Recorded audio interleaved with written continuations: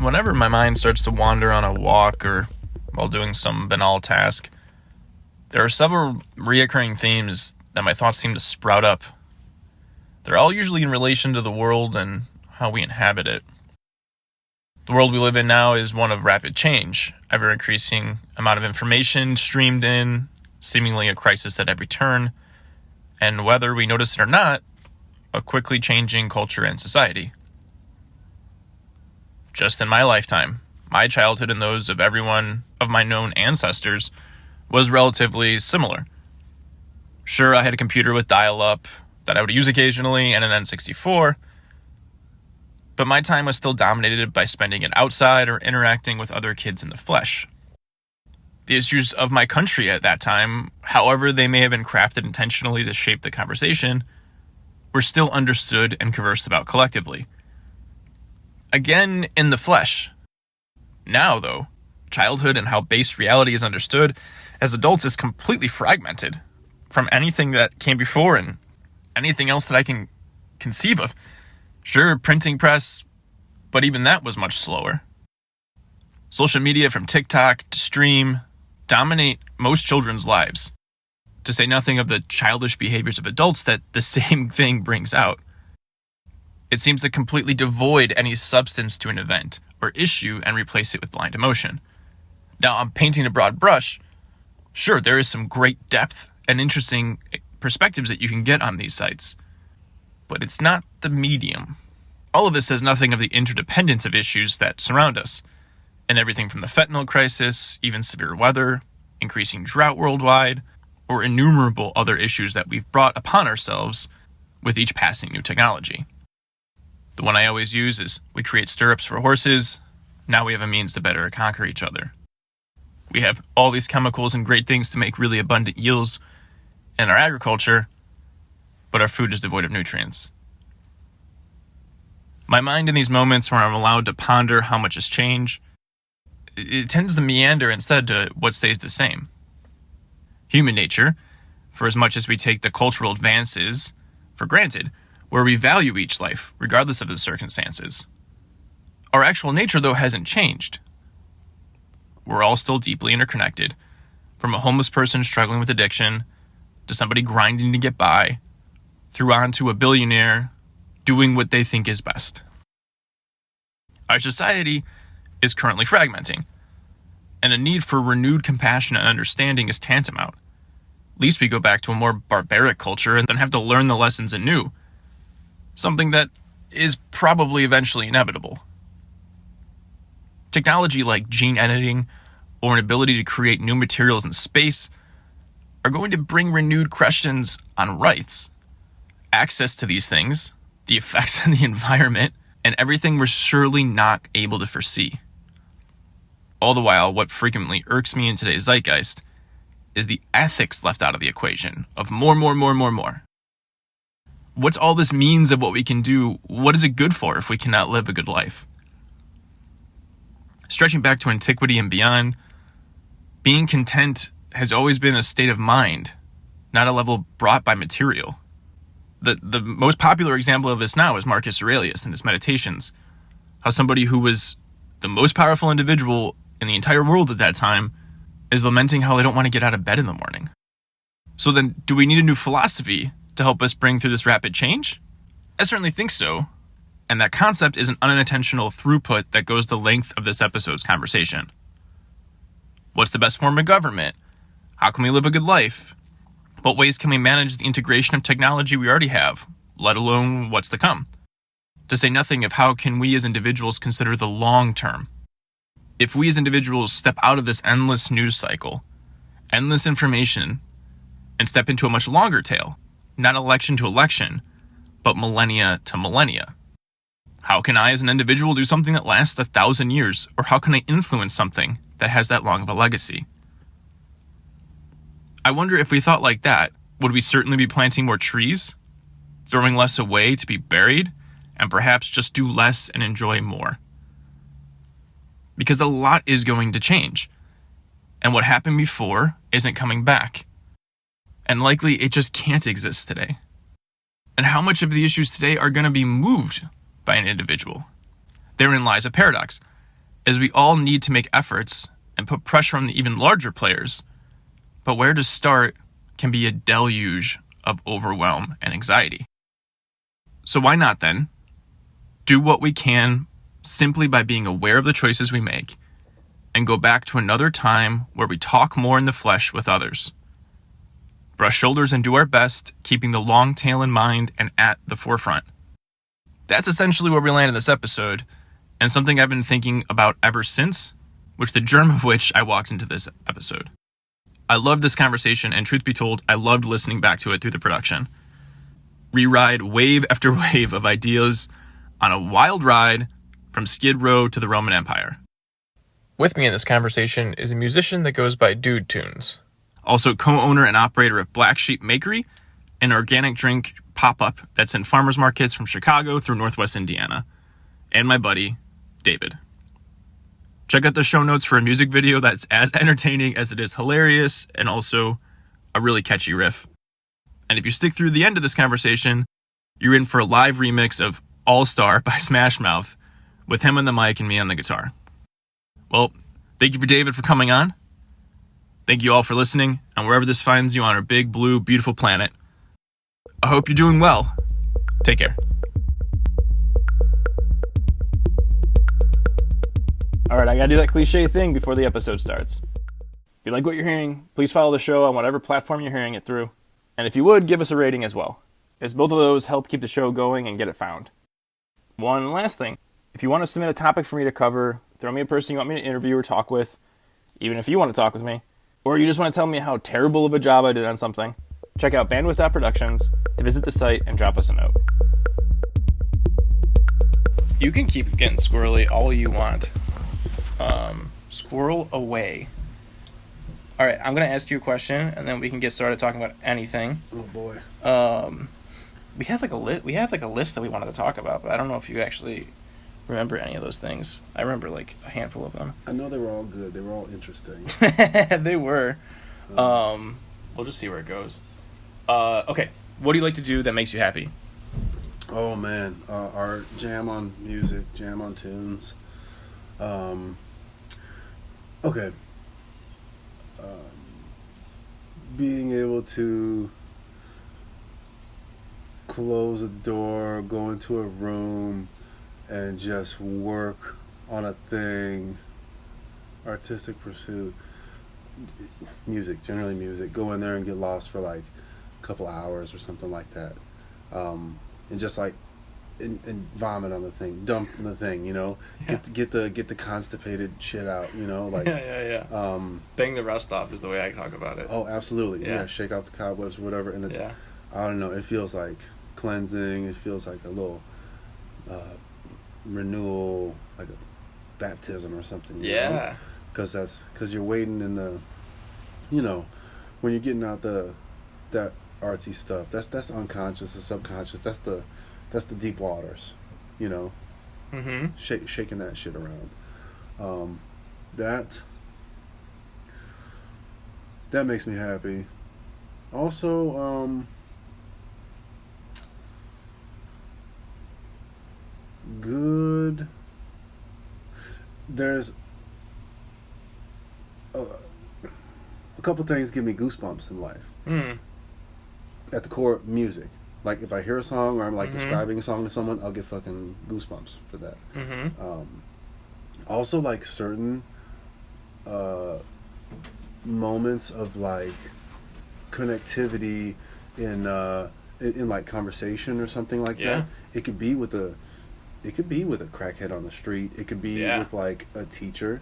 It could be with a friend. It could be with, you know, with my partner. Those things make me happy. I guess it's just, that's connection. That is, I mean, I guess what you're describing is connection. Yeah, for sure. Inner thing, outer thing. Yeah. Connection is great, though. I like the way you put it, though, because I like how you said the crackhead on the street. Because I often think that some of the most profound connections I've had with people that I think most people would overlook. You know, like I was in San Francisco once. I wrote about it right afterwards, and I'm really hacky. I like hacking things. So like I had a computer that I hacked, and then I had to wipe it. And unfortunately, what I wrote after this experience is gone to the ether. Oh. But so have you been in San Francisco?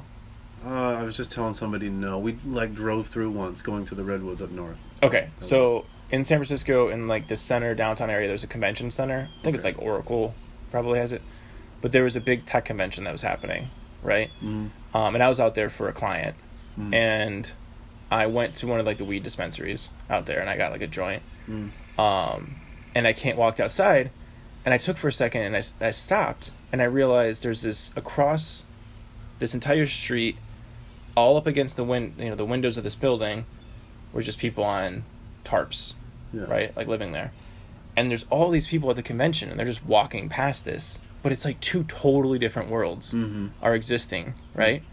So I was like, you know what? I'm gonna see if this guy wants to just share this joint with me. Yeah. So I sat down on the thing, and I ended up smoking this joint with this guy, and just talking to him about like his life and what he's existing and all that kind of things. It was one of the most interesting experiences I've ever had, because this guy is just out of nowhere, instantly bearing his whole soul to me. Yeah. Like he wasn't telling me that he's like down on himself. Like he was just literally telling me what his day-to-day life was like. Yeah. While there's people with lanyards with these plastic, name tags on, tucked in button-ups. Yeah, like they're just looking like nerdy as all hell coming from this tech convention. Yeah. And the one thing that really struck me was everyone was staring at me. The people who noticed didn't look at him. They all looked at me. Because you broke through like a wall. I'm wearing. I mean, I was at a client visit. I'm wearing like nice clothes, right? I probably had like some hipster shoes on or something, right? Like I was dressed nice, right? And sitting next to this guy, he also asked if I smoked crystal, and I was like, nah, dude. And then he just started hitting a crack pipe, and I was like, okay, this is the point where I gotta go now. But no, I mean, but just being able to have a connection with somebody in those moments, I feel like teaches you more than, I don't even know, man. Sometimes I would say even going to therapy or any of that other kind of stuff, because it's like you said, the surface. A lot of times those folks that are like downtrodden, they don't really have a surface anymore. No. Right? I think the filter has been like burnt off just through like life experience, maybe hardship or something like that. Hardship for sure. I think you can't really. Maybe in that lifestyle you don't need the filter, and maybe the filter can also just be harmful to you, because you have to get your point across ASAP. Like you're your whole life is one intense situation. Yeah. So you don't have a need to, and I think it could just get in the way. Well, I think.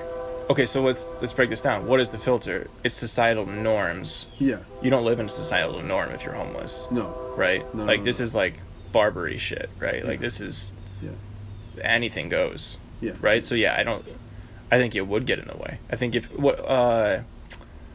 so a long time ago, I think it was like whenever the Flint thing happened. The water crisis? Yeah, it was like 2015. Yeah, it was early 2010s. It had to be 2015, because I had a 2015 Mini, and I bought the car and then I drove to Flint. So it had to be like 2015, I think. Okay. So I talked to the Catholic Charities there. I actually have an episode of that with the interview that I did there. I have it on this show now. Okay. And so the Catholic Charities people out there I'm going to wait for this to go. Every 8 minutes? I don't know what it is, actually. But anyways, so I went up there. I know the folks up there that are. I don't know if she's still the president of it, but she was. And in talking to them, one of the things that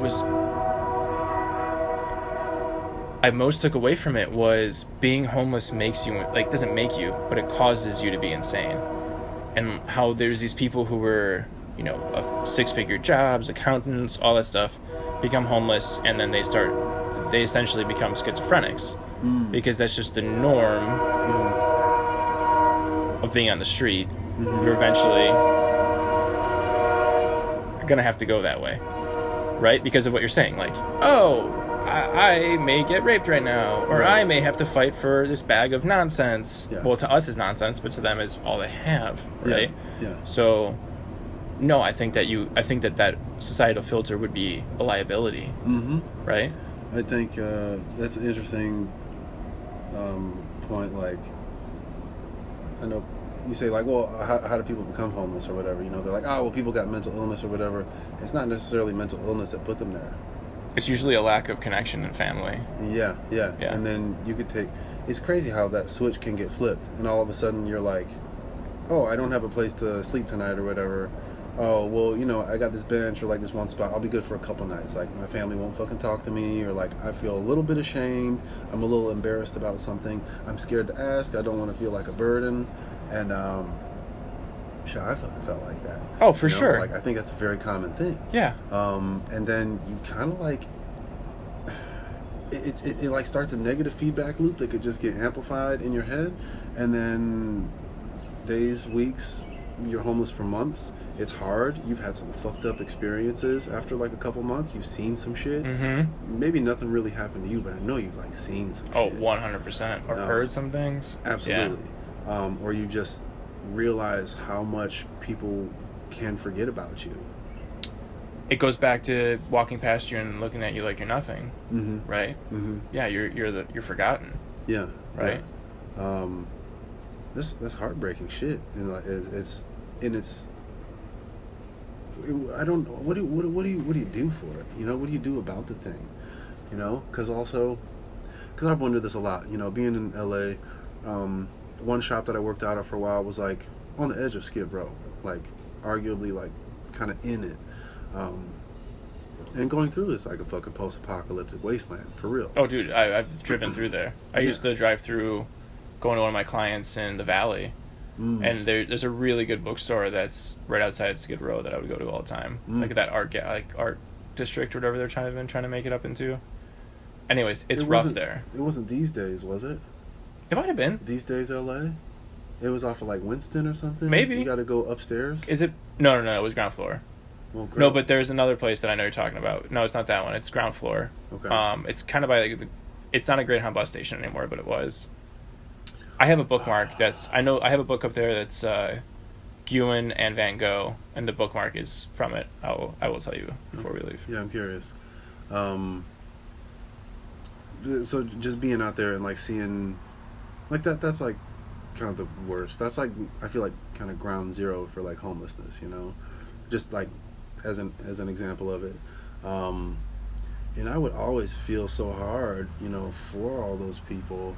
You know, I came from a tiny town that didn't have homelessness, you know, like 10,000 people in a town, and like cold winters. I don't know how people are fucking homeless in cold cities, you know, like Chicago, New York, like that. Like even in LA, it's so tough to see. Like I had one job. It was downtown LA. I was working at a smoke shop. I got like low-key robbed by a guy that was like nodding off on heroin. And then like some other... Low-key robbed? How do you get low-key robbed? I mean, he was just like distracting me, but also like falling asleep, you know, like in front of me. Like nodding off in front of me, like drooling and doing the whole thing. Did he have a gun? No. Oh, okay. So he was robbing you while distracting you. And that was the thing, and he'd like ask me for a thing, and he'd be like drooling, but then I would like turn around and he'd like reach in the case and grab shit, you know. Okay. Did you know he was doing that? No, I had no idea. Okay. So this was low key. Yeah. Okay, yeah. Yeah. And then somebody like found him like at a bar, like trying to sell all the fucking vapes and stuff, you know. Yeah. Homeless people come in like trying to steal fucking cigarettes and stuff.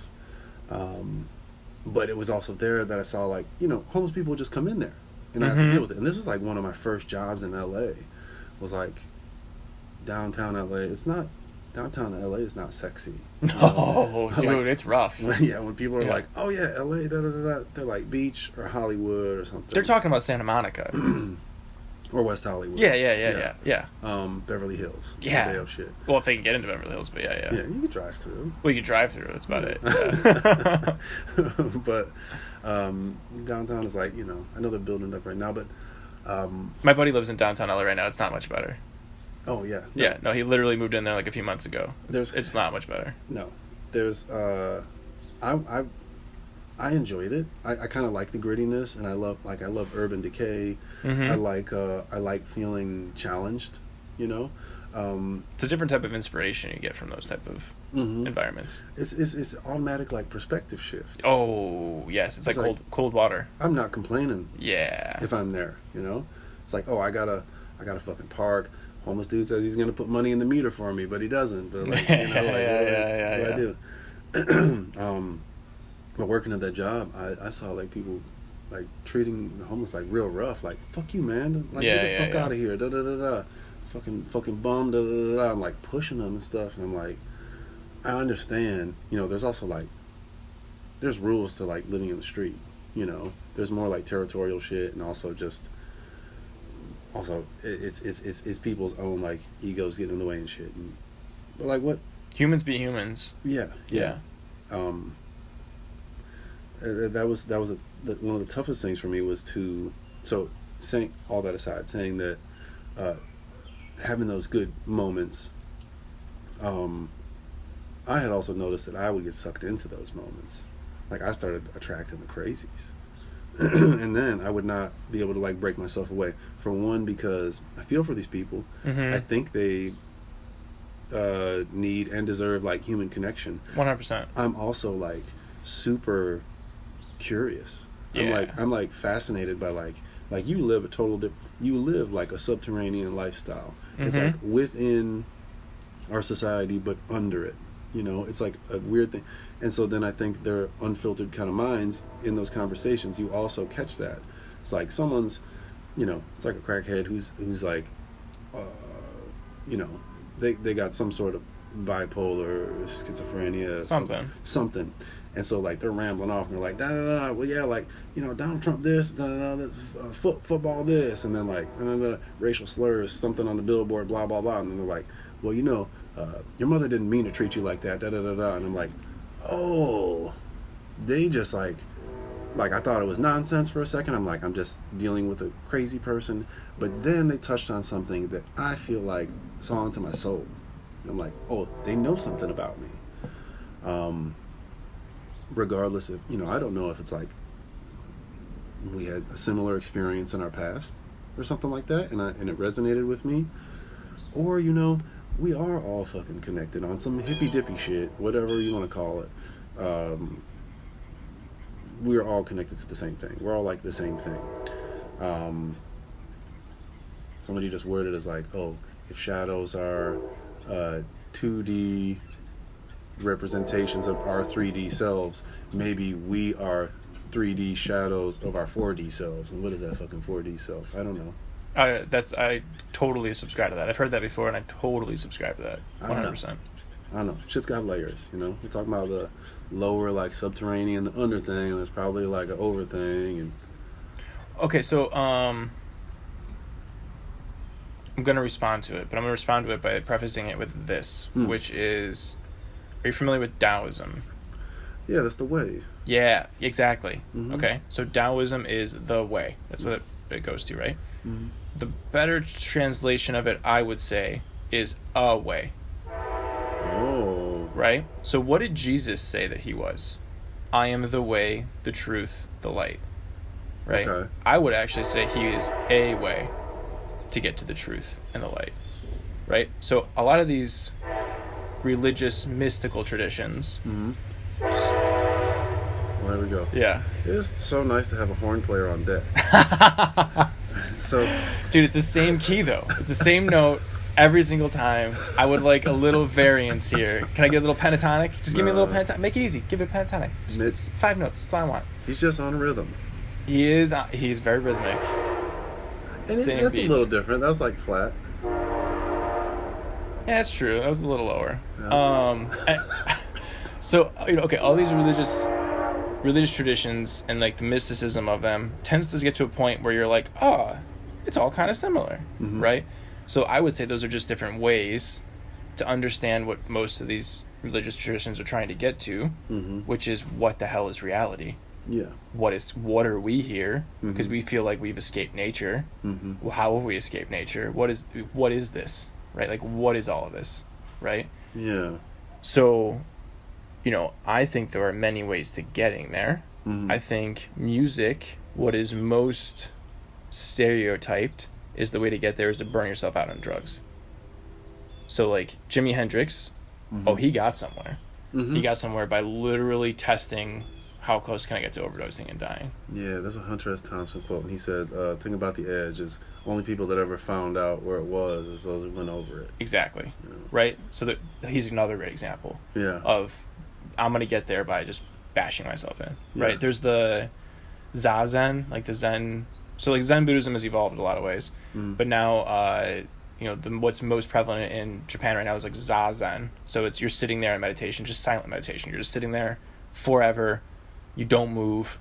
If you start to fall asleep, someone comes on with a stick and slaps your back. Yeah. Right? And you're just supposed to sit there and do absolutely fucking nothing. Right? That's another way of getting there. Yeah. I think another way is like being schizophrenic. Right? And it's just like because it's more of an excitatory state? I just don't even analyze shit like that anymore. I don't know what it is. I think it through. I don't know.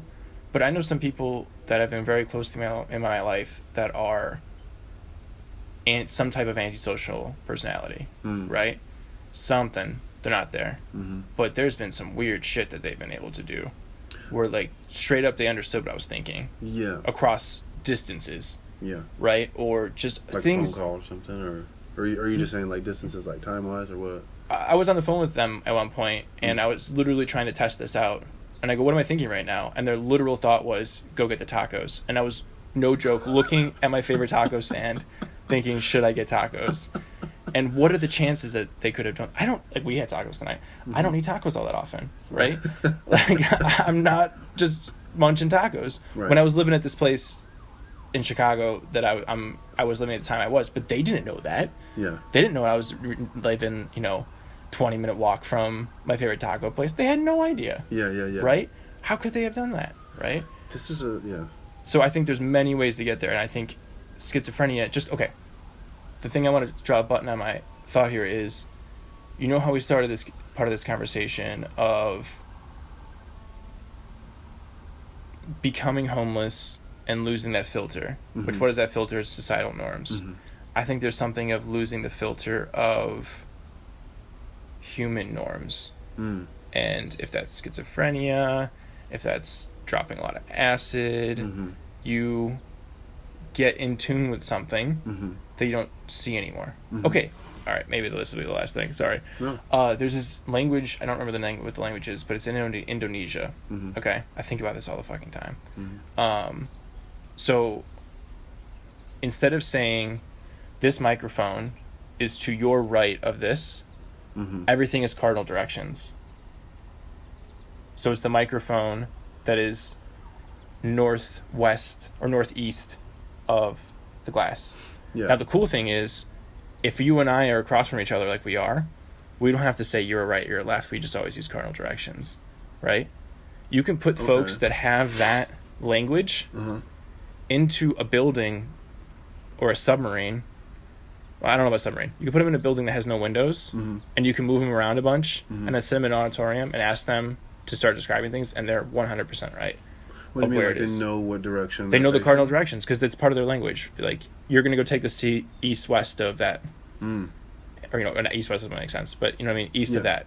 I've got to do real mental math to make that work. Right, yeah. But it's just part of their language. Yeah. So they have something either innately in them that understands where it is, or they're tapping into something else that we're not seeing. Maybe this is a language thing. Maybe this whole thing is a language thing, and maybe what we're hearing... Okay, so...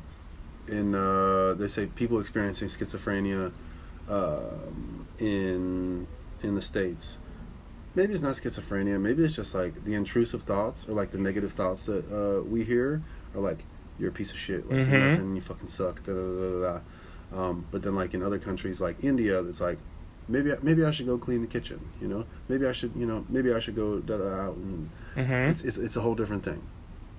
They don't speak. Well, maybe I don't know what they speak, to be honest. I think it's a case-by-case basis. I know people do speak English over there, but I wonder if I don't know if it's their native language or if it's the language that is culturally, appropriate or spoken. Maybe people are like not cursing in a certain way, and they're not as... People are definitely money-driven. I think there's a lot of people that, America's the richest fucking country. We've all got... We're the 1% here. So they've got... different struggles, and I think money is very important. But there's something different in like the quote unquote mental illness that people here experience and people there experience. It's still labeled as what, schizophrenia or intrusive thoughts or whatever, but they hit differently. I wonder if it's a language thing, because language is everything. You know, we're here just fucking bouncing ideas back and forth, assuming you and I have got like the same word vocabulary, the same lexicon, and we understand each other. Hopefully. But then like we're creating things and ideas and stuff all off of language. So I think all this kind of breaks down to like a language system and it being like our best method of communication. Two things I wanted to hit on. One, both are from getting into Terrence McKenna. Yeah, take it there. Okay. He said one thing, it was about the future. Well, first the funny thing is he said, what do you say, psychedelics can cause schizophrenia in people that haven't taken them. It's like, okay, so we're all fucking crazy, and ingesting certain things, having certain experiences can actually like cut the bullshit. I mean, in my, you know, minor psychedelic experiences that I've had, it's the resistance and the clinging. Your boy's back. Where is he? The woodchuck just walked by and gave me the finger. He's diagonal from that. Cardinal direction. Okay. Oh, I see a little guy. Oh, you just love it down there, don't you? Yeah, he's chilling. Yeah, I think he's a juvenile. He's going to be gone by the winter. I'm going to be ripping up this deck to get rid of him. For those that are unaware, there's a woodchuck, or a groundhog, also known as, that has been living under my deck since Friday, which is about 3 days ago. Is that the same thing? Groundhog, woodchuck? Yeah.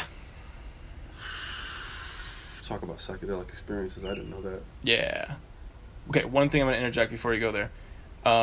You take psychedelics, and you go on a brain scan, your brain activity goes down. Not up. It's not wild. What's that thing called? Default mode network, yeah. right? So it shuts your shit down. And I think that's what people, when they're like, everything is all one, everything is all connected, you're just seeing that your brain is fucking connected. I think everything quiets down and you're able to see things. Yes. It's like, you know, I don't know, I'm talking about like meditation and stuff. Like, that's why they say you're able to reach closer towards enlightenment when you quiet down your racing thoughts. You know, you're able to see things as they are. Yes. Enlightenment is a bitch because all it is clarity, right? Being able to see things. It's waking up. Okay. Is the way that it would be probably best suited. Okay. So this is you're sleeping right now. Right. And becoming meditating is waking up. So that's actually, enlightenment is the first step. I mean, this is like, I'm speaking like I'm authoritative, I'm not, but in like the Buddhistic tradition, enlightenment is the first step. It's like, okay, you flip the switch. You're awake now. And then starts like the work. Exactly. Well, and then starts the, I mean, you know, the noble path or whatnot. Eightfold path? Yeah. Eight pillars? I don't know what it is. It was in my brain a second ago. Noble truths, something pillars. It's the path towards nirvana. Okay. Right. So it's the first one. It's waking up, which is interesting because it's like you got to quiet down in order to wake up. Yeah. Did you ever hear? Have I ever mentioned to you the book "Dropping Ashes on the Buddha"? Yeah, you talked about that. I tried looking up the guru. I didn't see much on him. I did like a quick Reddit search or something like that, and some people kind of like poo-pooed it, as they do all like kind of modern, you know, high thinkers, guru-esque type people, you know. You should check him out, though. I mean, I find him fascinating. Yeah. I really like the book. Yeah. So it's in the 70s is when he's doing these lectures that are in the book, and the book is just a collection of his lectures. Yeah. Or letters too. They're also his letters, which is interesting. Okay. So I mean, LSD was a thing in the 70s, right? So a student asks him, "Why are you okay with LSD?" And he goes, "Oh, so many people came here to join this hermitage." So he set up he's South Korean. He comes to America in New York City, sets up a Buddhist enclave there, and then he starts setting up Eastern Seaboard. I think Connecticut even be most of the lectures he did that are in this compilation or whatnot called Dropping Ashes on the Buddha. So he says a lot of people came here from an LSD trip, and he goes, I think that it's good to show you what's out there. And then he goes on to explain that the issue he has with it is that it picks you up and drops you off at a place, but you don't know how to get there. So he's like, there's a path to get to whatever the state is that these psychedelics give you, and that it's good because it opens your mind and opens your eyes to what reality is. Reality is my words here, right? Yeah. But the issue with it is that it doesn't show you the path. And he's like, you come here to learn the path. Oh, that's cool. Yeah. I find that book super, super interesting. So that's why, especially in like pop culture in the last like 10 years, psychedelics have been, it's a resurgence. It's the third wave. Shit is popping now. Yeah, but you also have a lot of people who are like, I did ayahuasca, I'm a guru. Right. But people my point is that those people are having those experiences that, kind of like wake them up, so like they get that moment of like, seeing otherness or, the removal of like separateness. Or you can think I'm God. Well, you can get there too. So yeah. I think all things are all things. So yes, I think totally, I'm curious by what this is going to bring. I'm most curious about psilocybin because of the things that I could do for like neurogenesis. And I mean, personally, I have a bunch of brain damage. Selfishly, I'm curious about if that's going to help me. For sure. Like all that kind of thing, right? So that's curious and interesting to me. And I am curious and interested because of we're in a mental health crisis. Yeah. Right? And I think its technology is utterly destroying us and killing us, right? So could this be a way of getting us to understand that most of these religious dogmas are watered down to what they're supposed to be, and that we've lost magic, the spirituality, the connectedness, and could this be a way to get us to get back to that? I think it's totally cool and totally interesting, but I'm worried about the means of what it'll actually be. Is it just going to be a bunch of people that are doing ayahuasca and talking about how awesome doing it? Jerking themselves off. Exactly. I'm thinking like the typical, all right, this stereotype, bolo hat wearing, all of their clothes are some tone of beige or white. It looks like everything is ironed 10 minutes ago. It's that whole goop scene, right? Goop, for sure. Yeah, you got the goop scene, but then you also got they wear pashminas even when they're not at a festival. They always seem like they just woke up. Yeah. And they always have deals on some things that you don't know how they got. Yeah. Those two groups of people, and then all the permutations in between. Yeah. Or like, okay, I'm in tech. Do you know how many times I see articles about how people are crushing it at work because they're microdosing, or in casual conversation hearing about how these guys... I once knew somebody who had a job at a prominent tech company and was saying he couldn't keep up with other people because they were microdosing every day. He's going, I got to start doing it because these guys, there was programmers, and these guys are just going nuts. Wait, but so are you saying, how do you feel about that? I'm saying you get everything if you get the people that are going to get dropped off into the area, and then now they have to find a path. You're also going to get the people who are taking it for their gains. That are just supplementing, their blood doping for the Olympics of the 9 to 5. Yeah. Or like Raina knew somebody in California who literally would want them to call her their guru. And she said it like that. Oh, no. Yeah. So I think you get all of those people. Yeah. Which I'm not judging. I don't... I mean, to say I don't care, I do care. Because I want people to be thriving. Genuinely. But... yeah, I don't even know. I'm pragmatic about what you're going to get. You're going to get all of it. Right? Yeah, it's going to be good and bad. It's going to be both extremes, I feel like. It just is. Right? Because good or bad is a judgment call. Right? Yeah. That's what works for me and what doesn't work for me. Yeah, I guess, yeah. In some societies, that's take your heart out and throw it in this volcano, and that's good. Yeah. Right? I mean, that'd be a show. Not what I would want to watch. That'd be a show. No. Not what I would want to watch. Hey, man, if you funnel that money into schools. It sounds like the lottery. It's like, yeah. George Carlin had this joke where he's like, I think you should take all the junkies, all the drug addicts, all the crackheads, and just put them in one place, and then once a year you lift up the gates and let them all run hog wild, and we all watch it on pay-per-view. That sounds like a George Carlin joke. I mean, that is the premise of that Purge movie, essentially. I think so, yeah. Yeah, but I wanted to touch on the thing about... Yeah, I was about to say, we totally lost your point, so keep going. That's okay. The thing about, like, the gurus and the people wearing the fresh iron, all white stuff. So I think there is, like, the fucked up thing is there's, like, well-intentioned, demeanors that come out of this. I mean, part of it is, like, the messianic thing. Like, I can save everyone. But also, I don't know, have there been people that thought I can really save everyone and they do something beneficial? I don't know any of these fucking billionaires. I think they probably are crazy people because you have to be, because you can't live a normal life like the rest of us. It's just, you're incapable of doing that. You could if you wanted to. They're still making the choice to... Could you, or would you have to synthesize it? I just don't think it would be like the same thing. You would have to do it. I guess it depends on how famous you are. If you're famous for being that rich, you can't, because people could kidnap you. Right. So I guess there's levels to the game. Yeah, and then also if, like, I mean, you could put on, like, a different skin suit and, like, blend in so you can go grocery shopping and They stuff. probably have the skin suits if they're billionaires. But they probably do. Yeah. But then you're doing that. You know what I mean? So, like, that you're different. You still, that you're on a different fucking level. So you're still not living the same life. But see, okay, this is... All roads to me lead back to philosophy, though. Mm-hmm. Because, dude, you could be in a prison of your own making that's far worse than any place I've ever been, and nowhere I would ever want to go. Yeah. Right? And you could do it from living as a billionaire.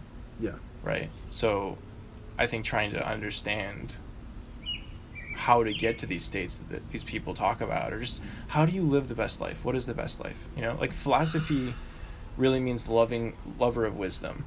Right? Mm-hmm. So there's wisdom of how do I do gear ratios possible so that I can move my garage door open with a finger, right? Mm-hmm. So that's like a wisdom, mm-hmm. right? But in the sense of how to live a good life, how do you be wise in that?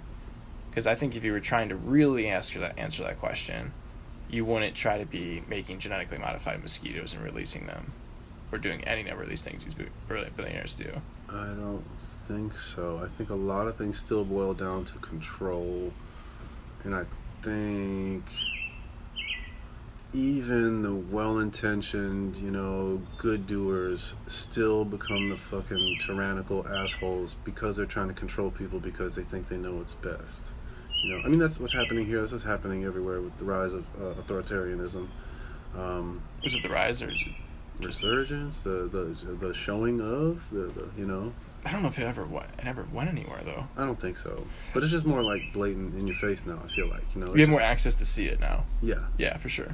And these people are probably like, I don't know, I might think they're an asshole if I talk to them. Or I at least probably might not want to hang out with them, I don't know.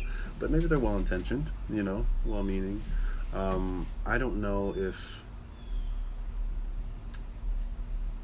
what to do when you're trying to deal with so many people. On a large scale. I think that's a very complicated thing to do. Like talking about, there's somebody that talks about, like, the maximum number of, it's like a tribal thing. Dunbar's number. I actually had this as one of the things. This is one of the things to talk about. Yeah. So, like... That's wild. Yeah, go ahead. I don't know. I have a hard time keeping up with anybody. With people that I do know, let alone, like, doing this little business thing, and I see so many people, and I've got repeat customers that come up all the time. I can learn their name like 10 different times, but still it's like so many times I just like forget people, and I'm trying, but I'm seeing like hundreds and hundreds and hundreds of people. How do you even manage those relationships, Well, if it's artificial, you never were evolved to do that, though. I mean, there's ways you can hack it, right. And it's going to be through storytelling. Right. Because our brains are for story. So you can probably remember that person's name by building associations and telling a story. Dude, I talk to maybe 50 people in a week. And it's like, it's in meetings that I'm talking. So it's not as intimate as being I mean, nowadays it's on Zoom, right? Mm-hmm. So it's not as intimate as what you're doing, but it's longer transactions than what you're doing. Yeah. Right? Yeah. I still sometimes forget people's names frequently, or forget that, I've met them. So I have to literally create a story for every person, and then Wow. I remember it. But your problem is even harder because of the volume.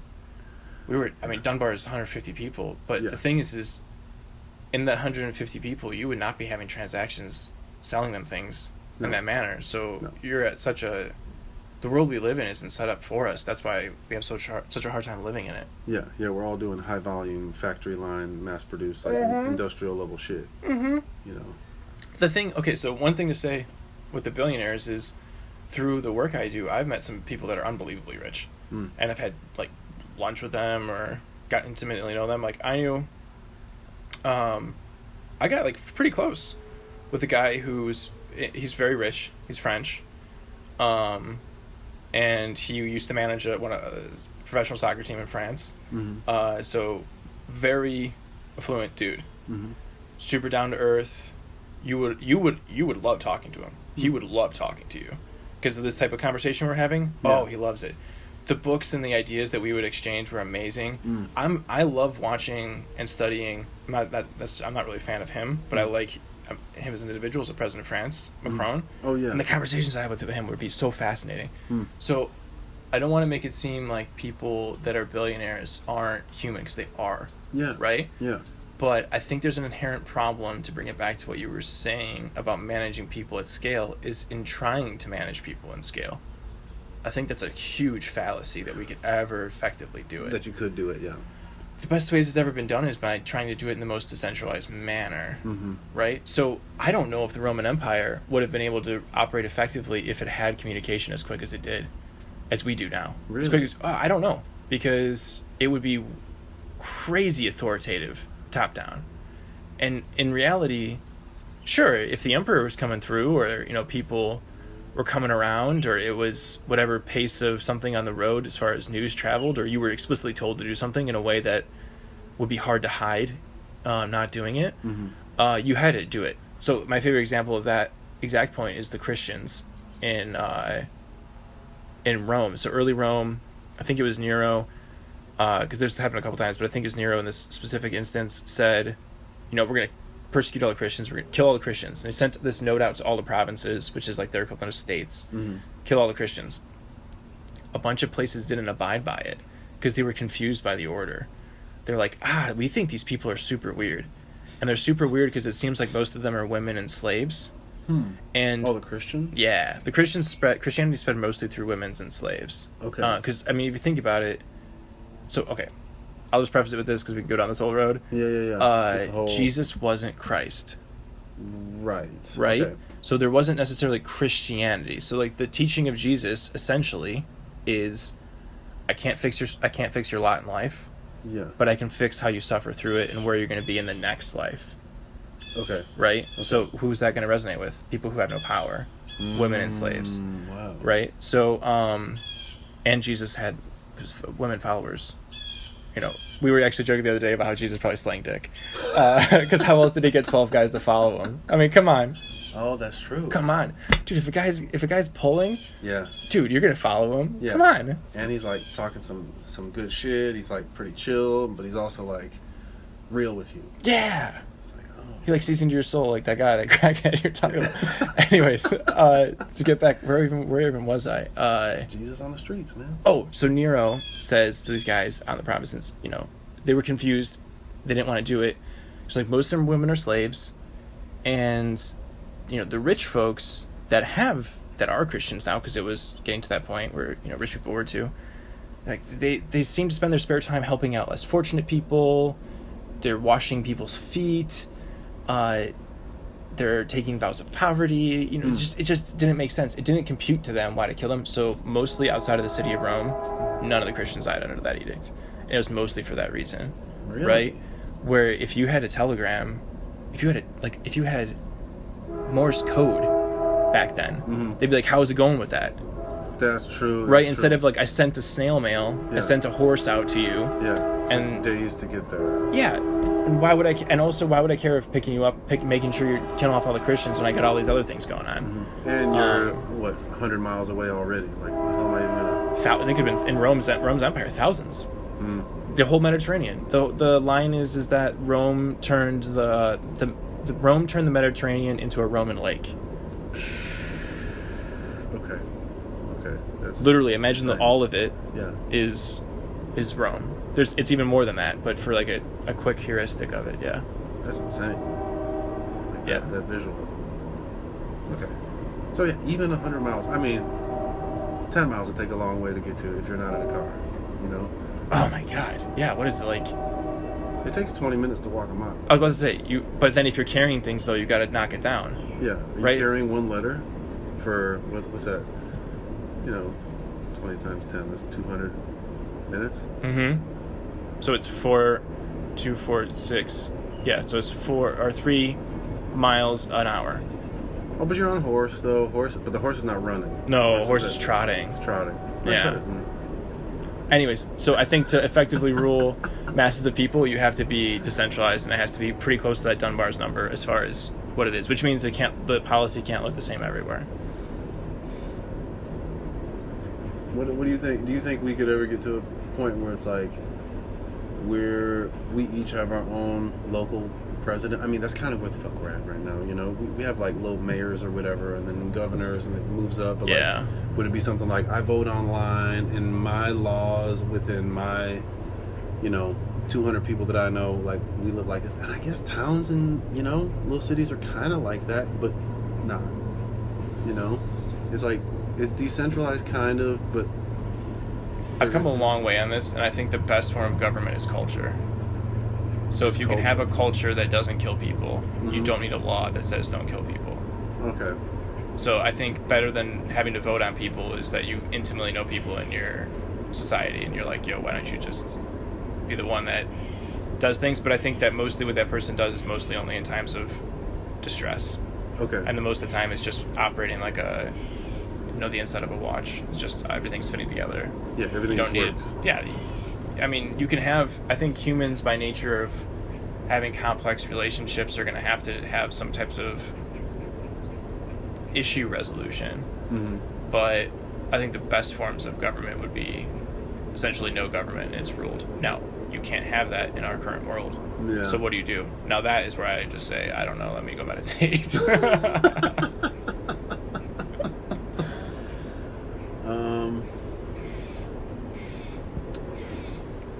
So I wanted to talk about control in this aspect. Talking about enlightenment, control. Where do I want to go with that? Billionaires. Not being able to live a normal life. Yeah. Meditation. Something about like how the. Like you and I, we've talked about like anarchy before, and I mentioned that like I've grown from like my, my angsty teen self with the fucking anarchy symbol or whatever spray painted somewhere, to it's evolved to a more adult approach, where it's like basically I'm trying to turn this into being able to. You live your life as you want to, as long as you're not impeding on anyone else's ability to live their life. Yeah, totally. I feel like that's the way to do things. I know it gets more complicated, like because I'm always going to be, it's like, I don't want to hurt anything. I don't want to kill anything. So I'm going to let this mosquito continue to bite me. I'm going to let this fly, you know what I mean? Like, because I don't want to hurt the thing. You're going to affect something in the chain somewhere all the time, no matter what you do, So it's like, how am I, by living my life, how am I not going to impede on someone else living their life? If I do it today, it's like, well, I just want to live my life and not harm anybody else. My screen time on my cell phone is averaging 4 hours per day, where'd all the components for the cell phone come from? Oh, child slave labor in the Congo, cobalt and stuff like that. Mining with fucking sticks. Yeah, so you know, and then, you know, an asshole business perspective would be like, giving those kids a job. Maybe, oh my god. Maybe their family got a few grains of rice today. You know? Oh my god. Yeah, I guess. But as opposed to them not getting anything at all, like the whole practice of stealing people's resources and not compensating them appropriately for like what you're getting out of it. That whole thing is a mess, and it's the whole middleman thing. People like you know, skimping money off the top, palms being greased and shit like that. But I feel like my life is better, and I do think that I was gonna say my life is better having a smartphone. There's certain like things that I've done in my life where I do think I've grown because of having a smartphone, being able to like capture certain moments, share certain moments, having being able to communicate with family that's far away, having not.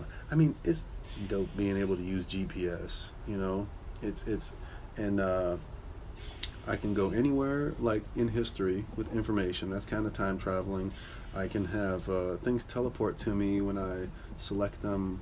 I want this thing, and it will be here tomorrow.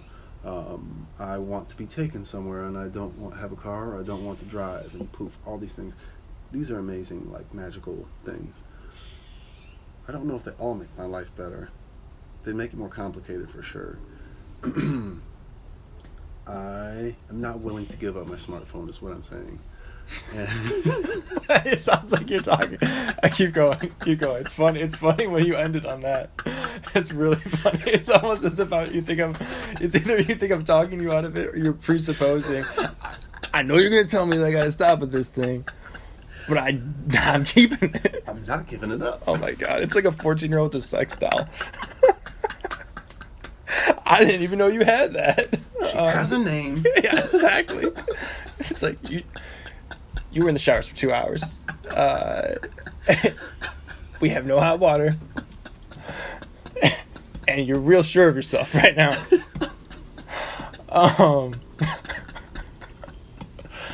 I think that's the struggle of our time. And I think about this. Some fractal off this route. I think about when I'm pondering anytime I'm pondering damn near anytime, it's going to come back to this, which is how do we live with technology? Mm-hmm.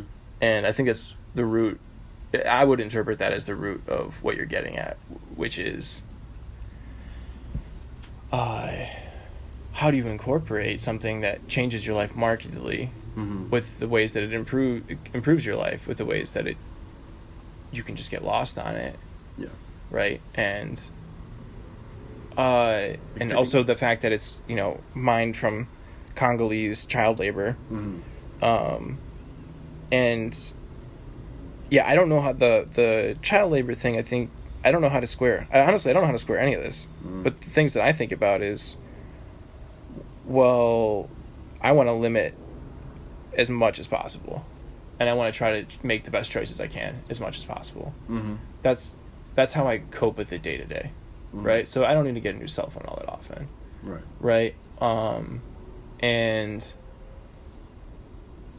maybe I'll buy from things that are more ethical than others, like palm oil, right? Like I don't want to just buy palm oil. I don't want palm oil in my shit anyways. Right. But it's in everything, and that's something that's, you know, a pretty big no-no. Or just honestly any number of things that could be supporting slave labor. Like so much cotton for cheap clothes and manufacturing in China are coming from the Uyghurs, right? So that's just wild, right? Did not know that. Yeah. So like it's everywhere though. It's everywhere. It's like everything you touch now has some effect of this. Like is the oil that was used to make this tablecloth, was that coming from Ecuador, where they burned this whole tribal community's houses down quite literally and got away with it, and that's from Chevron. You know what I mean? I don't know. Everything you touch these days, you're touching some kind of atrocity, and it's perpetuating atrocities that we're in the chemicals that spill off into everything. Like it's all keeps going.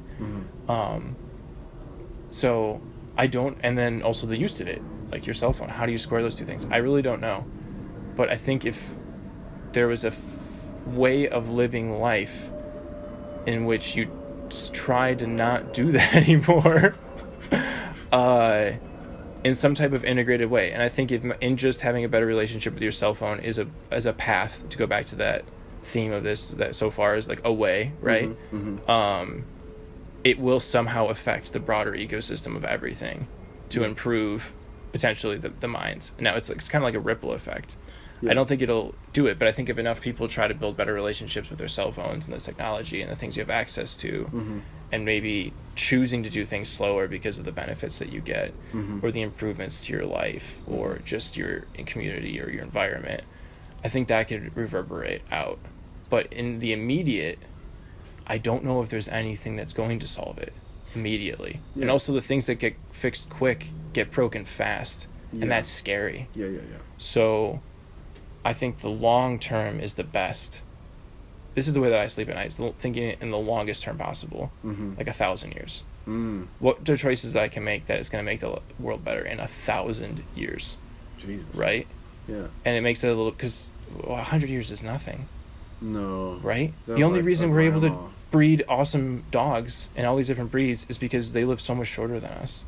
When I learned that, it blew my goddamn mind. Wow. Yeah, like a big thing in domestication is the thing has to live a shorter, like multiple lifetimes in your lifetime. Well, it takes us for fucking ever to get it right. Yeah, I mean, so like parrots that are like live to be 90 years, like we got no shot, right? It's only because they're able to do this now that we're able to get there, right? That's wild. Mhm. I had not thought of that. Unless we're like Japanese about it and we just pass it down. This was great grandpa's parrot, and yeah. And it would then maybe 1,000 years and you get a few generations you have 10 generations of parrots, and then maybe you're working with something. I don't know. If people really want that.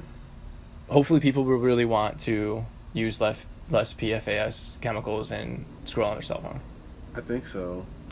All this shit seems so dark and daunting when we look in any immediate future, even the immediate future looking like the rest of our lives, you know, like being like, what if we live 100 years, given like all modern technologies, and assuming we get lucky and don't die in a freak accident, how much will things actually change?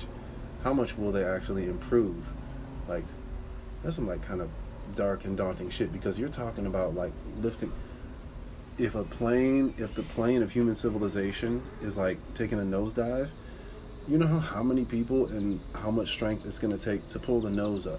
Yeah, I do. Like, yeah, that's like the weight of the world on everybody type shit. Because it's like, yeah, we'll use electric cars, but you know how many of these third world countries would love to see some oil and some just plain old industrialization. Yeah. Like, they could just use some oil and some plastics and some rubber and shit, you know.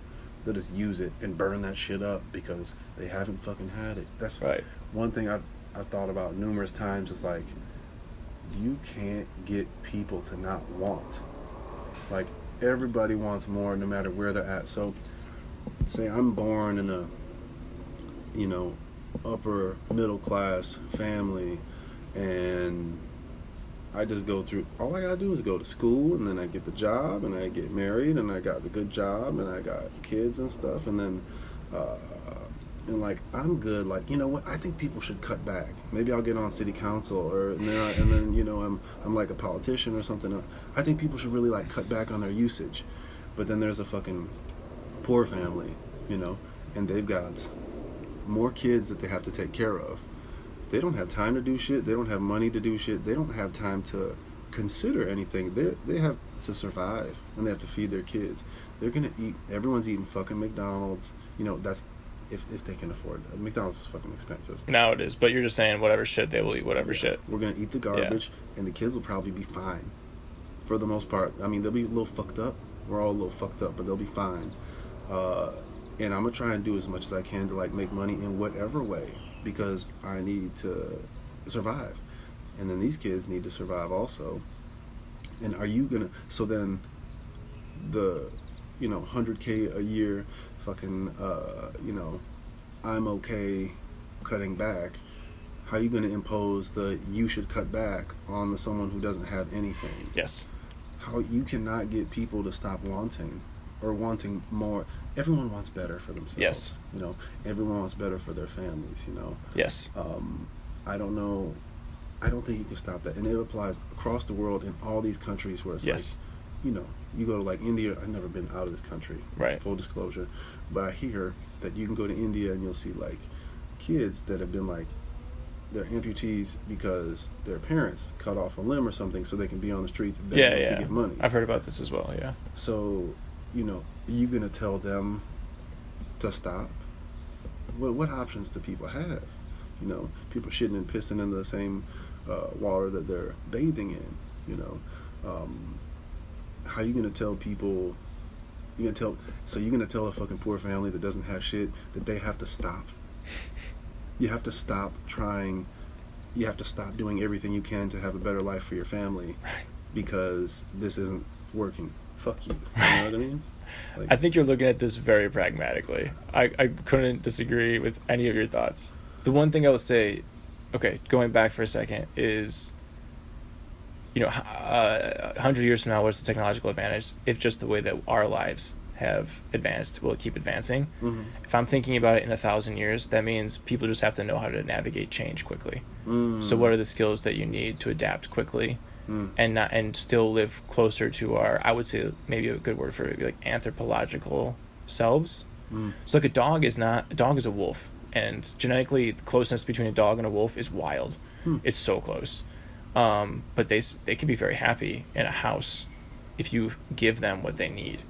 Right, as if they were still a wolf, right? Yeah. So I think if we could figure out a way to culturally or societally or individually navigate change quickly in the way that we've seen it, I think we could be thriving in 1,000 years, 100%. Oh, right? Yeah, on that time frame? Yeah, totally. And I think we have to just be able to navigate the change and try to influence it in the ways that we can, right? I'm a little more optimistic. I think that could be several hundred years.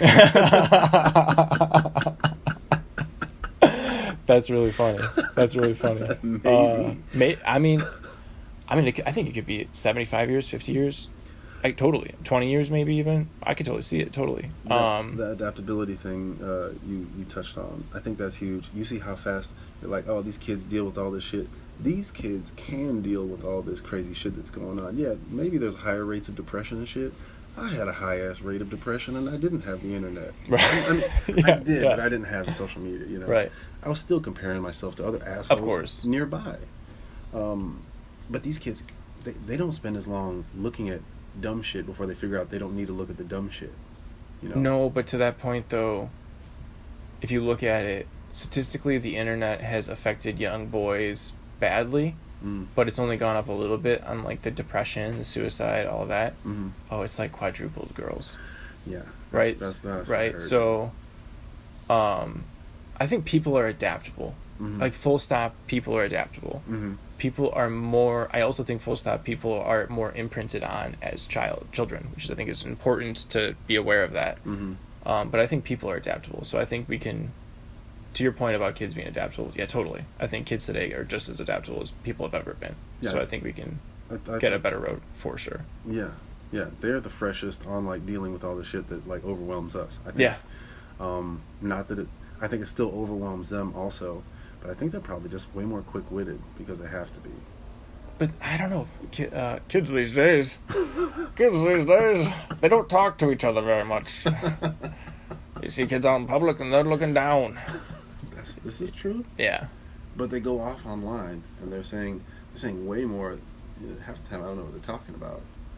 Well, because I think the culture is also adapting, or is it just changing faster than what we experienced? Fads and stuff go by so much quicker now, but also because of the internet. But I think the answer to what you were talking about now with kids is the same as, okay, not an answer, a way to this is similar as a way to your pragmatic points about global economics, essentially, your industrialization is, you know, some sizable portion of the carbon pollution in the world is from particulate matter because people are burning wood stoves for fuel and heat and cooking their meals and all stuff. They're chopping down wood and burning it, or burning whatever's around, right? So and it's a huge pollution for health is from that as well, from people burning wood, particularly in their houses, and breathing it in and living shorter because of it. So your point about they'll get it and they'll want it, right? But I think both of those is still, how do we integrate the technology in our lives? And I don't think there's a laboratory where we want to introduce industrialization to a group of people, but doing it in a way of saying, this is a philosophy that goes along with how you build these things, and you'll be fine. I don't want to build that laboratory, but I think that, in my mind, that is the question of the next while, is how do you integrate technology with a way of life that doesn't degrade what we are as far as to make us happy and most thriving, but also our environment, and not just trying to make our environment into something that it believes is escape nature. Because the big thing with technology is it makes us the illusion that we've escaped nature, right? It's not. It's not. We've escaped nature because we can move places faster than a horse can run, or anything that's, anything that can move us physically, and we've now done it with information and all that stuff. But I think it's still escaping of nature in some way, right? Maybe we just need, like the way you talked about creating a laboratory and being like, here you go, here's a new technology, and here's a philosophy instruction manual that goes with it. Here's how to run this in the most efficient way. Maybe we all need that astronaut to come from another place. We need Jesus to come out of the sky. Touch tips with us. Oh my God. Do the ET ouch. And then and pass on some info. I will be the last person touching tips with an alien, is what it comes down to. I ain't touching tips with an alien. No way. Let the president do that. That's what they're for. I don't want Biden doing that. Come on. If anyone needs to touch a tip, let him do If anyone, he can do it. That's true. That's true. Actually, maybe it's not bad. I don't want him getting infected with something, though, even if it's not. He's got COVID already. I'm just saying he's got the nuclear codes. Does he? Also a good point. Ask him. Also, had him. Maybe had him. Oh, well, that was really funny. Touching tips with Biden. Oh. That could be a good...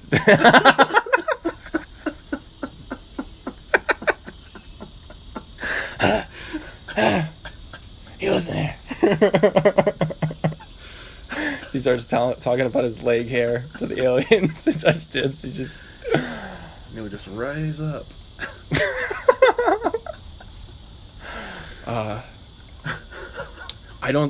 But I think to go back to it, the question, I guess really what I'm getting at is we got to build our own instruction manual while the Frankenstein is on the loose. Yeah. Frankenstein's running through the town. Yeah. This isn't, the young Frankenstein fun, just the whole thing's a dick joke. This is like bad. This is like he can like run you over on accident. Or on purpose. This is bad. Yeah. This is really bad. Yeah, I don't know what's worse. Even like the accidental death, that's kind of more scary. It's like if you know what's going to happen, you know it's going to happen. But like, oh, this clumsy fucker just like accidentally squashed me. Honestly, I don't know. I don't know what I would take. I don't want to think about that. Just clumsy Frankenstein running through the town. That's terrifying. It is. Right? Yeah. And what would you do? I had to just get like a club. I think you have to run. I think that's the best way to survive any Run to a altercation. gun. Run to a gun. But if he's... you gotta go. Oh, no, okay. That's how you survive the fight. Okay, first off, I was thinking about this when my niece was coming over it was like getting into a conversation of getting in an altercation with somebody, and I said, hey, do you know the best way to win every fight?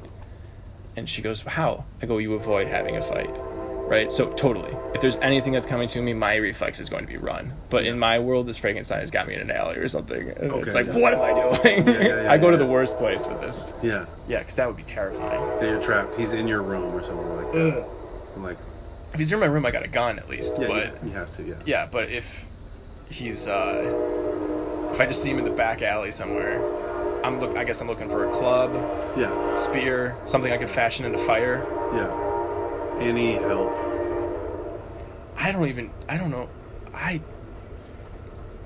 I mostly don't trust people enough to think that I would get help other than to get me away. Oh, so you're saying, what if there's other Frankensteins? Oh, there's a gang of Franks. Well, I guess if we're making this as an analogy of the technology of our time, then there's innumerable Franks, and they're different size and shape and species and voice, and Oh, God. some of them are speaking fluent English better than me. These guys are all like, they live kind of NPC, bootlicker or something. These Franks, I don't know. I think you're describing Nazis. So I wanted to break it down to, so what is working solutions? I feel like it all just kind of comes down to individuals and like personal responsibility and like defining your way, you know, or choosing your way, because I think a lot of people don't even choose a way. They just take the way that was given to them, or that's easily accessible, or that they're already on. I talk about that with Rain all the time, is falling through life. Ooh. You know, when they're not really making decisions, they're just kind of falling through life. Ow. Ow. Yeah. Ow. Yeah, totally. Yeah. I think we live under a lot of ideas we don't realize. I even like did my hands like this little like, what's up? One of them being this idea of a nation state. So the United States is a nation state. Yeah. I dig the United States. Yeah. I dig the fundaments of what it does, right? Mm-hmm. I really like the United States because we don't realize how welcoming of anybody we are, right? And really what that means is you're a community. Think of it like, we were talking about this, Rain and I were talking about this the other day. Within one generation, you can have people from another country that are super bros. Yes. Like, you know what I mean? Like, yes. Cut off t-shirt, Mm-hmm. you know, the tank top though. I'm wearing like a tank top, right? Mm-hmm. You know, bros, super bros. Talk to you like bros, super into sports, just bros. Like second generation, I guess. Yeah. Not like off the boat, but like they're the children. Yeah. And no one thinks anything of it, and they could look like 100 different things. Yeah. Right? Like imagine somebody that's very clearly not white American, right? Looking like a super bro. Yeah. It's easy. It's not like that in other countries. No. Right? So that's cool. It's a cool thing about the nation state of America, right? Yeah. There's a lot of cool things about nation states. One of the things about our nation state as well, or even just, I would even say nation states in general, is they require this myth of individualism. And in America, it's very much like, oh, the individual can make all these choices for themselves and do what they want, right? Yeah. Like, I did some crazy things to get to where I'm at right now, and that was totally me. But it was also so many people who helped me out along the way. Yeah. Right? And I think you need that community, right? Absolutely. You need a community, right? Self-made is a fucking myth. Yeah. So to your point of, is it on the individual? I think starting to make those choices, the dangerous thing about this is I think starting to make those choices is on the individual. But I think the individual, in order to make the real difference, needs a community, both for the support and just what we are as humans, back to the whole Dunbar thing, right? Yeah. So I think I think it's going to need to be a community moment, and I think it's going to need, okay, my whole thing is like philosophy, but that's like my thing, right? So I think if you had some type of way of having a community with it, I think with the other complexity of our time, if I'm just like rolling the dice in some of these that we have now, is that the technology has decentralized us from each other so much, where it's like super cool, you can jump on the internet and meet anybody with things that you're into. Think of when we were growing up, how hard that would be, right? Like I got really into falconry as a kid, and I would be taking all these books out on falconry. I didn't know any guy in my area or person, woman, whatever in my area that was into falconry. How the hell was I gonna get that? That's like this rich British sport, right? It's like, it was really popular. The guy, like the couple books I read were from British people. But nowadays I could have gotten the internet and met a forum, right? And that's pretty cool. It also works to make the KKK get bigger. Right? It does. Right? So I'm rolling the dice with all the complexities here. But if you're going to make a movement of trying to make things better in whatever amount of time over whatever principles, you're further apart from each other. And also to see each other through the noise of all this is going to be hard. But I think possible. But that's also because I fundamentally think the world is more that we all are one thing. And then it is the zeros and ones that go through electrical wires. Yes.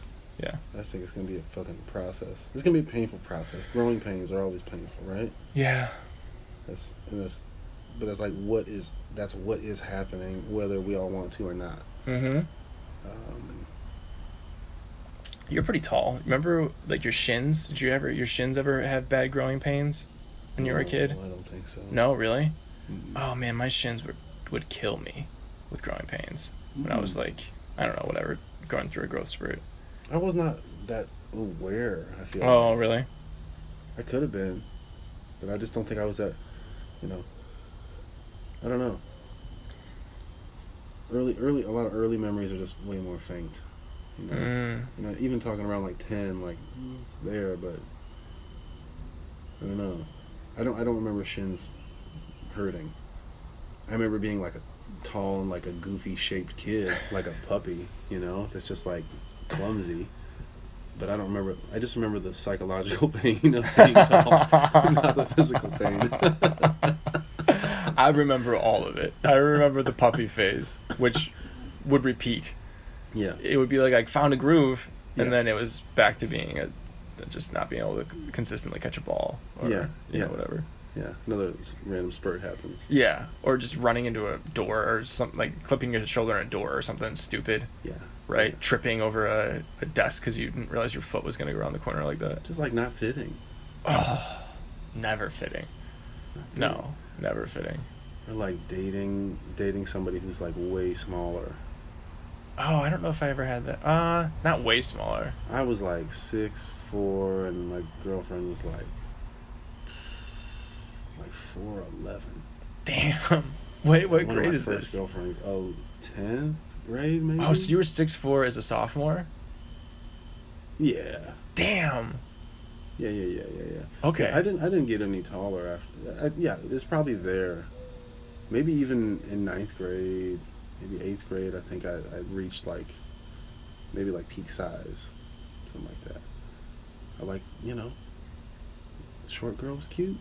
Oh, dude, yeah, no, that wouldn't have done anything, yeah. It was weird getting hugs like at school. Well, because you're pretty much, your ass is pointing straight out. Yeah. Yeah. Yeah, I was a 90-degree angle. Yeah. I think it kind of worked because I was like in that grade, like 9th grade, 10th grade.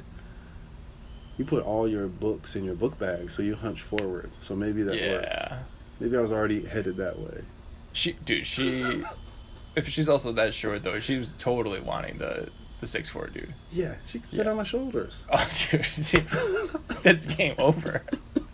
Dude, if that same situation would have happened, but you were 24, you might have been married. Oh, that's true. That's true. Probably. Ugh. See, I didn't have that because my birthday's in July, so I was the youngest by far. I was pretty much right before the cutoff. Oh. So many people in my grade were like a year older than me.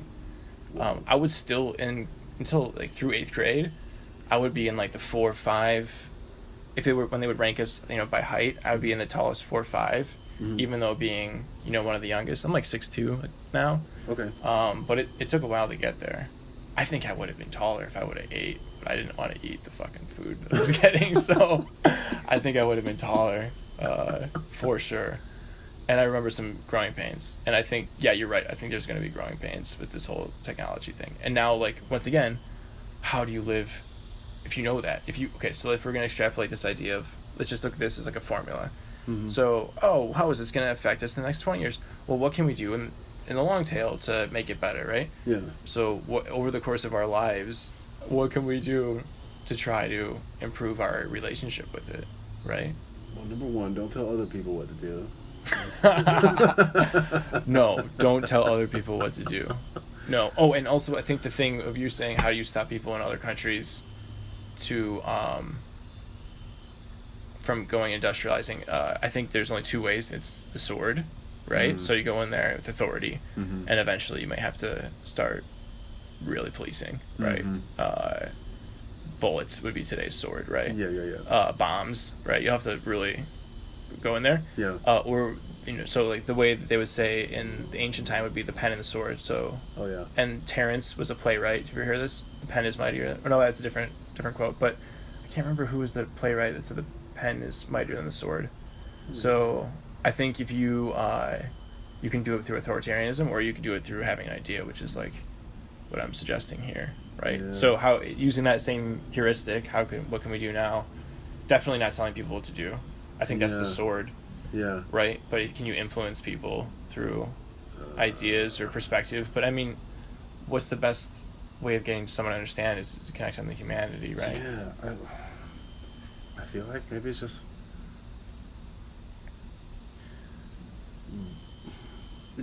talking more with people. We're bringing it back to the very beginning here. So for me, I'm gonna talk the shit that I talk in my music. You know, I'm gonna put it out in my art. But also, you know, the other part of that was there's a community thing. The talking with strangers, that act of connection right there. Because when I'm doing that right there, I'm not worried about my phone. Yes. You know? Okay, that's another thing. My addictive behaviors, my addictive tendencies will come up in, you know, moments of stress, whatever. But when I have some form of expression, or I have I think you should have just let it go dim, dog. I should have. That would have been our outro. I was like, well, we can't really see each other now. Oh, I gotta work it now. Yeah. I'm very sorry that I messed that up. I think we have to start over. No, oh my god. 119 in, restart. So Your addictive tendencies. I also didn't tell you I was about to start trying to plug in the lights, which did not help. But yeah, I saw you fiddling around, and I was like, okay, I'm gonna keep talking. yeah, I should have just been like, keep it going. I'm gonna do this really quick. I caught it. Yeah. But it's good that I got sidetracked. Caught it. The ball is in the air. Addictive personalities. You said addictive tendencies. Addictive tendencies. So I noticed that when the addictive behaviors come up in moments of stress, anxiety, whatever, then I noticed that if I engage in a certain, like, in forms of expression, and that expression can be, you know, for me it's generally like I love just, like I said, getting into a room and jamming on some tunes or something. Yeah. It could be, sometimes I'll go into a room, turn all the lights off, put my headphones on, and fucking just dance. Oh, dude. That's also great. That's a thing. The silent solo disco. I dance between the sets of kettlebell swings. I do a lot. Oh, it's awesome. Oh, that's tight. Yeah, because I have like 50 seconds before my next thing. That's so right. Usually I'm jamming out and just dancing. It keeps the fucking energy and everything. Oh, yeah. It's also good because you're supposed to move your limbs around to get the lactic acid moving. I did not know that. Oh, dude, it doubles up on it. And I'm also jamming. And so I'm having a blast. Yeah. Yeah. That's tight. Yeah. I'm going to act a fool next time I'm at the gym. Just get a little more goofy. I'll do it out here. That's tight. Yeah. Okay, so that form of expression also. Community, I think you were bringing it up too. That was the next one, yeah. So that's the other thing that can also, it softens my, I don't know, it releases the tension, you know? Yeah. Like whether it's just like vibing on an idea, I mean, even commiserating on like a shitty job is like still vibing on an idea. Yeah. You know? 100%. And that's like building community. So I think that's what I'm gonna focus on. I'm gonna like reinforce those things because I noticed even recently I'll go to the store and I'll be like, I don't want to talk to this person who is like kind of in my. It happened earlier today. I was picking up ice bags, and there was some other, or maybe it was yesterday. I don't know. And there was a lady there, and she was getting ice, and I was like, "Oh, this fucking lady's gonna steal all the fucking ice," you know. But she was getting like a bag or two, and I'm stealing eight bags. Yeah. Okay.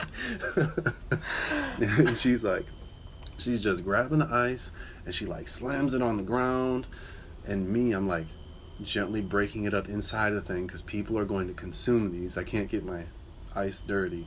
Anyways, so I'm thinking this shit and I'm like kind of avoiding communicating. Yeah. You know? Because I'm exhausted and I'm stressed out, and there's no happy ending to the story. I didn't talk to her. Yeah. You know? Yeah. But immediately after that, I was like, fuck, I'm gonna get old and die, and or I might just not have people around me at some point. You know, I could have just said like, ice might melt, or I could have said something dumb. How are you doing? Yeah, I mean, like, oh, it's gonna be a hot one, dumb shit. How's the weather? And that would have been a moment of like human contact and like community right there. We're both doing the same fucking thing. Yeah. We're both getting the same thing. They're for the same reasons. We probably have more things in common than we don't. You're humans. Yeah. So, anyways, I think I want to focus on like actually, I don't know, talking to people, talk that shit. Sometimes I do get afraid of like getting sucked into a thing. That also goes back to I'm caught up with a crackhead talking for like an hour, chain smoking cigarettes. It's like you also got to know when to be like, okay, like, oh hell yeah, man, all right, well I got to go and da da da da da. So the boundaries with that thing, Totally. So I think maybe that's a touchy thing. My curiosity gets the best of me when I'm just chatting with somebody. Yeah. So that's the community, and also even, I guess, the boundaries also, because we can have boundaries with our own time, with our technology. Of course. Yeah. Like cell phone, you are cut off right now. Mm-hmm. Like, I gotta go live like physical like life, not digital life. And I need analog life. Those are my ideas. I think it's beautiful. Yeah. Yeah, for real. And I think everyone else who hears this should also do exactly that. Yeah. Or we're gonna find you. Especially if you're just having an open stove right now. Yes.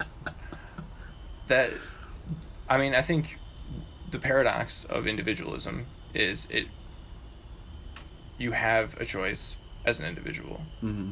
And what you do with your choices do matter, but the paradox is the community is what matters more in some ways, right? But also it's actually, I wouldn't say more, it's that the community matters as well, right? Yeah. But I do think that there's like a beauty in banal little interactions. Those like nice, pleasant little banal interactions of just, hey, how you doing? Yeah. Right? Yeah. I also think it helps soften things. Like, one of the things that having a dog totally changed my perspective on life in so many ways. And one of them that at first I was completely ignorant of is, dude, she's a 60-pound, mix. She's big. And if she's looking, upset, she's going to look scary. Right? And even if she's not, even if she's looking excited, right? Excited big dogs still look kind of scary. Yeah. Right? A lot of energy moving. Yeah, so just being like, walking past with her, just saying hello, just to soften it, right? I'm not trying to have a conversation with you, just hello, and just recognize the situation of, hey, I got a dog, let's move it on, right? And that was one of the genesis of the ideas of, okay, maybe I should just be pleasant and try to have pleasantries with people. Yeah. And how important it is and all that kind of stuff. I just don't feel like we do that as much anymore, but I do think it's important just to recognize humans as humans. I think it boosts morale for the whole team, the team of human. And we're all one. Yeah. Right? Yeah. It still sounds weird fucking hearing that, There's so much baggage with that shit to me. It just goes back to ayahuasca and bolo hats. It does. It's such a like a hippy dippy thing. Like, I don't care how true the shit is. I mean, it's the thing about like cliches. There's like a lot of truth in cliches. Often. Yeah. A lot. Yeah. Like, I bet you, I don't know, have you ever listened to Smash Mouth, Hey Now You're an All-Star by your own volition? Oh, frequently. Really? Not like still, but yeah, for sure. You listen to Hey Now You're an All-Star? Dude, when that song came out, I learned how to use it. After that, though. I think probably for nostalgia. Okay. I know when he died, I listened to it a bunch. He died? Yeah. This whole thing is a bad example. This is, Yeah. But I was so tired of it because I heard it so much. I was like, no. Yeah, I can see that. But then it just popped up in my head because why? Because it's actually kind of a low-key banger. Yes, this is my point. Yes. It's a good, catchy, fun song. Yes. Yeah, I'm playing it back right now. It's good. Damn, what was I gonna say? Okay, so that's the thing. There's hella songs that are played out on the radio, played out. Everybody loves that shit, and I'm like, yeah, whatever. Then I go back and listen to it later, and I'm like, they were all right. They all liked it because it was actually kind of good. Yeah. There's something to it. Same thing about cliches. We're all one and all that, blah, blah, blah. Well, because there's truth to it, right? It's also probably part of the reason why they take off, right? I mean, there's just so many... There's levels to the game. So there's the cliche, we are all one. Yeah. Where it's this... We are the world, peace signs, it's all, I don't know, flood the streets and be happy, right? But then there's the, the space between us and our atoms are just moving around, and the space between us is actually just a series of atoms interacting with each other, and the boundaries between me and you are actually quite small, especially in the grander scheme of things, if you take things out at a cosmic level, if you think of it like physics. Yeah. But then there's also the... I don't know. Spiritual has baggage too, though. There's I'll just put this way, the reality of consciousness. That is something that I don't wholly understand. And seems when you get in places you can see the consciousness is really the level that we're playing at. Yeah. And back to the whole enlightenment is waking up. That what we're seeing through it in this level is an illusion to I guess what we were saying, the 4D consciousness. We're just a shadow of the 4D consciousness. Yeah. Right? So then there's that level. And so much of our hallmark world is playing at the cliche, we are the world level, that it gets played out. Right? Yes. Like Smash Mouth, the All-Star gets played out of being a good song. I'm not hating on that song, and I can understand hating on it. His voice is annoying. It's he can't sing, but that doesn't. It's very do. It kind of sounds like a metronome. That's the rhythm. Is just kind of like a metronome. It's an easy movement. It's just it works. There's not much swing to it. I think. Two things. One interesting thing is a 3D shadow. We are 3D shadows of the 4D self. Someone before put it something like we're all just like God's fingertips or something like that. Yeah. I've heard that before too. That's cool. Also on the we're all one thing. That made me think of that's kind of the community aspect versus like the strict individualism. So I think they both need to exist actually. Because you have to make your own choice as an individual, but as an individual, we need you to be a part of this with everybody. So this is I think truth is paradox. Yeah. So truth, I think it has to reside in paradox of two different things, right? Yeah. So I think community, to your point, the individual needs to make a choice in the community, but you need community and culture within the community to perpetuate the community. Yeah. But it can also become the thing, like somebody born into a religious faith that doesn't question it or think anything of it, and it's almost like their viewpoints are stamped out from what was before them. So that same community can just stamp out individuals that don't make the choice and don't realize they make the choice, and it's almost like they're Frankenstein walking around in a way. I'm not trying to diminish religious people. I think there's a lot of awesome religious people. I'm not trying to diminish that, or even that way of thinking. Who am I to say? They seem to be a lot happier than most people that aren't, right? Who am I to say? But that's the paradox in my mind, is you are an individual, you have a choice, but you also need a community, and that community should be strong in order to help maintain and thrive. But does that just make people that keep getting printed out? I don't know. I think that's a dance.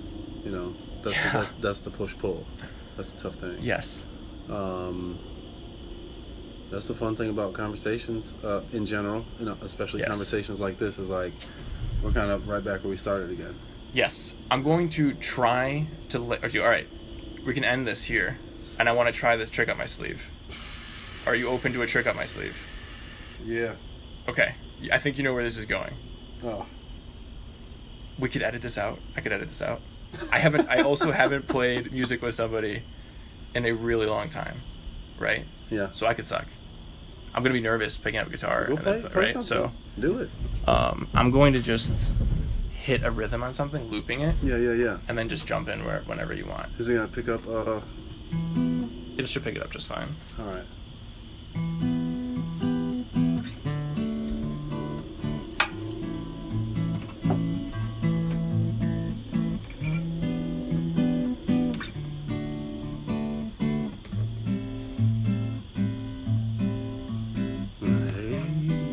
Hey now, you're an all-star.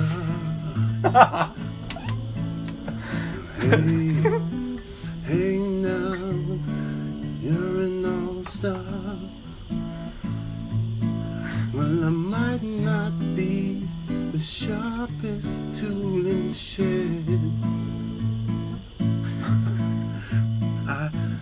I forgot the lyrics and that guy said, oh yeah, and I'm afraid he's dead now. I got to go to bed, but I've got this caffeine running through my head. Yeah, I said, hey now, you're an all-star. Hey now, you're an all-star. Get your game on, go play. Get the song on, get paid. I said, hey now, you're an all-star, babe. I couldn't even hold it together anymore. That was somehow a dark, moody blues. Hey, now you're an all-star. That is so funny. That's so funny. I'll take it. I'll take that. This is a blast. Hey man, that was beautiful. I thought it was gonna be like straight bars. I didn't know it was gonna be that. It was exactly what I wanted. Yeah. I wasn't intending to keep playing that. I was just trying to warm up, but then I just kept going with it. I'm like, okay, this is fine. And then you jumped in, so. That was good, man. Hey, now you're an all-star in A major.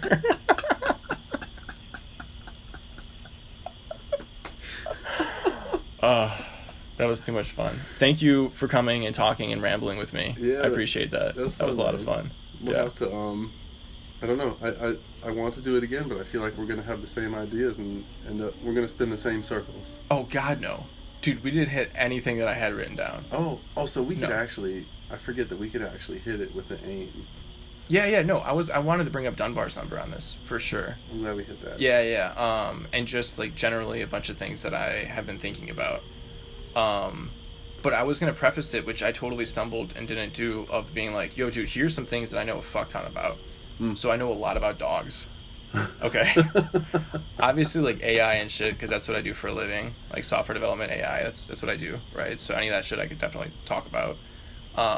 Philosophy, like the Greeks and Romans and Buddhism, I know a lot about. I know a decent amount of Islam and stuff like that, too, like general shit. History of Christianity, I got pretty much on lock. So there's topics that I could talk about. Dude, I also had a guy in this season talking about sperm whales. I fucking love sperm whales. They're so fucking fascinating. Sperm whales are undeniably fascinating. Are they the biggest creature? Blue whale's the biggest creature. Blue whale's the biggest creature. Sperm whales have the biggest brain of any creature. Biggest brain in general, or biggest brain in relation to mass? Like, both. So, really? Yeah, they're enormous. Yeah, it's like a massive part of their massive body. They run the world. Yeah, they're around the world. Yeah. No, they run the world. No, they might run the world. Yeah. We don't know. Well, I know they go down like over a kilometer below the ocean, or like below like a mile or something crazy, and they hunt down there. What the fuck are they doing down there? Hunting giant and colossal squid. They're talking about us. Oh, they're talking about shit for sure. That's what People they're started diving with them recently. doing. Going that deep? No, at the surface when they come up to the surface. So they found out that if you have a sailboat, the motor won't scare them away, and they're curious things, and they know you're not a threat, so they'll just come up to you, and sometimes they'll knock you with their sonar and will actually injure you, because their sonar is so powerful. Because they can't see a mile out in the ocean when they're hunting the squid, so they find the squid from knocking the sonar, and they actually make sure that they do it so they're not hitting the other sperm whales. That's what this guy on the pod was telling me. What? Yeah, because they'll even hurt each other if they knock them with the sonar. It's so powerful. Can you hear the sonar? Oh yeah, you can look it up, dude. Look it up on YouTube. It's fucking wild. Holy shit. So we could have a lot to talk about. Okay. Definitely, you're definitely welcome on whenever. Dude, I would do a podcast with just you. This would be hilarious. Yeah. Yeah, for sure. That'd be fun, dude. I would be down. That would be a lot of fun. All right. Well, we'll do another one of these. For sure. Only took us 6 months? It took us